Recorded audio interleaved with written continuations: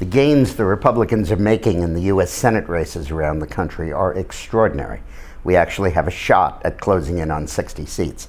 That's what we'll talk about for lunch today. I hope you're having a nice lunch. When you look around the country and the individual state polling is coming in, the magnitude of the sweep we could have in 2012 in the Senate races becomes clear, and it is just amazing. So come around the country with me. We're at 47 seats. Okay, our 48th might be in Virginia, where our candidate, George Allen, is basically tied with Kane, the Democratic candidate, 47-47. Tough race, could go either way, but Virginia voted heavily Republican in the elections this year. The state Senate switched parties, and I think we've got a very good shot there. In Florida, I had been supporting and am supporting Adam Hasner, who was going to run against Bill Nelson. But now Connie Mack has gotten into the race, a congressman, and the last poll shows Mack ahead of Nelson by 43-39. An incumbent U.S. senator getting 39% of the vote. That guy is the walking dead. In New Mexico, there's a very exciting race to fill the vacant seat there. Heather Wilson, the Republican candidate, has a superb chance of winning. Then in Montana, there's an at-large congressman. He represents the whole state, Denny Rayburg, and he's running against John Tester, the Democrat who won by about 1 vote last time. And he's running ahead of Tester in the polls, and I think he's going to defeat Tester. In North Dakota, there's a vacant seat. Last year we won the vacant seat. This time we have 2 Republicans running in a primary. Rick Berg, who's kind of the established Republican, and Dwayne Sand, who I'm supporting, who's kind of the Tea Party candidate. But whoever wins that fight will have a very good shot of winning that seat. In Nebraska, we finally are going to get our chance to vote against Ben Nelson. And I think that we're the likely Republican candidate. Burning, the Attorney General, is ahead. I think we're likely to win that race.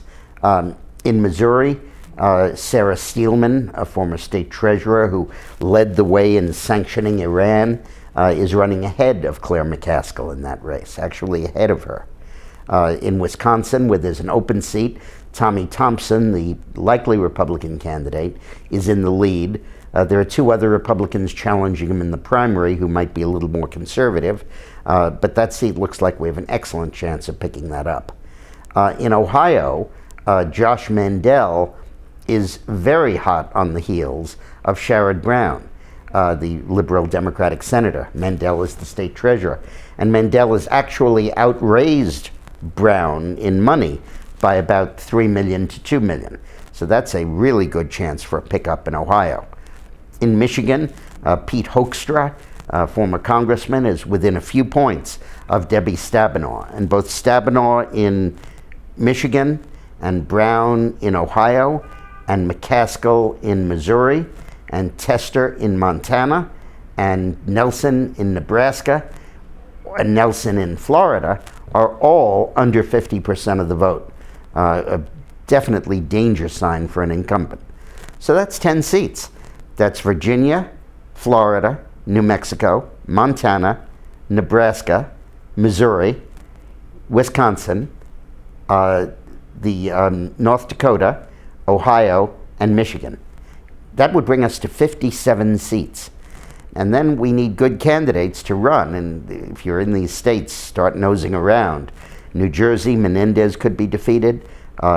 Minnesota, Klobuchar could be defeated. Washington, Cantwell could lose.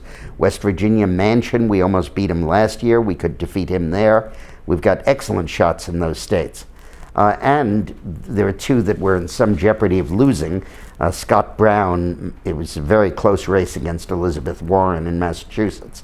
That's going to be a tough one to defend, but we might make it. And Nevada, it looks like Heller, our candidate, is ahead in the fight for the vacant ensign seat. Wouldn't it be funny if Scott Brown, having been the guy that denied them 60 seats, is the guy that gives us our 60th seat? Could work out that way. But pay close attention to those races. Please follow them on my website. And I'll be coming on periodically and asking you to get involved in one race or another, because this is absolutely crucial, and we could get 60 seats in the United States Senate.